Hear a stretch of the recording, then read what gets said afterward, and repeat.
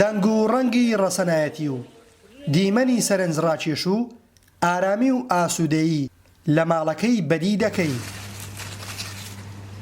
مامۆستای زانکۆیە و خاوەنی 20 بەرهەمە کتێبی لە چاپدراوە. گەر ڤایرۆسی کۆڕۆنا بۆ جیهان مای نیگەرانی و ناخۆشی بێ، ئەوە بۆ هاوژین سڵێوەی ئەدیب ئەزموونێکی نوێی بەهرەکانی ژیانی بووە. ناوم هاوژین سڵێوە ئیسا لەدایکبووی یەکی 5 ساڵی 1970 بیرۆکەی ئەوم هەبوو کە لە شوێنێکی دوور کە زەویمان هەیە باخچەیەک دروستکەم یان مەزرعەیەک دروستکەم. من زۆر بەکەمی نایەمە دەرەوە، ئەوەندەی بۆ خۆم خەریکی خوێندنەوەمە و ئەوەندەی کە نەشخوێنمەوە دیسان زۆرێشترە لە خوێندنەوە، چونکە گوێ لە گۆرانی مۆسیقا و شعر دەگرم.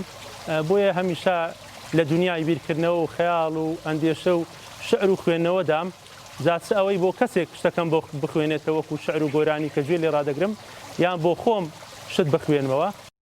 لەگەڵ بڵاوبوونەوەی ڤایرۆسی کۆڕۆنا و گەڕانەوەی هاوڵاتیان بۆ کونجی ماڵەکانیان، دکتۆر هاوژین سڵێوە بڕیار دەدات ژینگەیەکی نوێ بنیاد بنێت.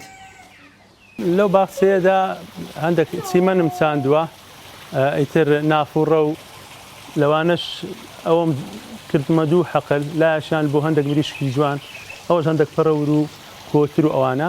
کاتی ئەو ڤایرۆسەش هات زۆر خۆپارێزیم لەوەی کردووە و اختلاات ناکەم ناسمە شوێنەکان بۆ شتێکی زۆر ینی زۆرمان هەبی ئینزاگە بچمە بازار، ئەویش ڕێنمایەکانی تەندروستی هەم جێبەجێ دەکەین. هەر شوێنێکی ماڵەکەی دەگەڕێیت یاساکانی پاراستنی گیانلەبەران جێبەجێ کراوە، تەنانەت چۆلەکە و باڵندەی چێویش خاوەن پەناگەی خۆیەتی. 25 هێلانەی چۆلەکەی ئەوە دەبین زریوە زریوان دێ فەرخەی تێدایە. طبعاً لە کۆندا دیوارەکان هەمووی لەبغ نەدەکرا، تەیرە ئەبابی لەو چۆلەکە و تەیری دیکە لێرە دەژیا. ئەوەیان تەنها لە بۆ مریشکە کورکە، ئەوە لە بۆ جووسکەیە، ئەوە لە بۆ یلکەیە، ئەوە شوێنی نووسنە. دکتۆر هاوژین سڵێوە لە دایکبووی گوندی هەرمۆتەی سەر بە قەزای کۆیەیە، پێنووسێکی جوان لە دنیای ئەدەب و شەعر و نووسین و پارێزەری کللتور و ڕەسەنایەتی گەلی کوردە. کاروان نازم گەلی کوردستان قەزای کۆیە.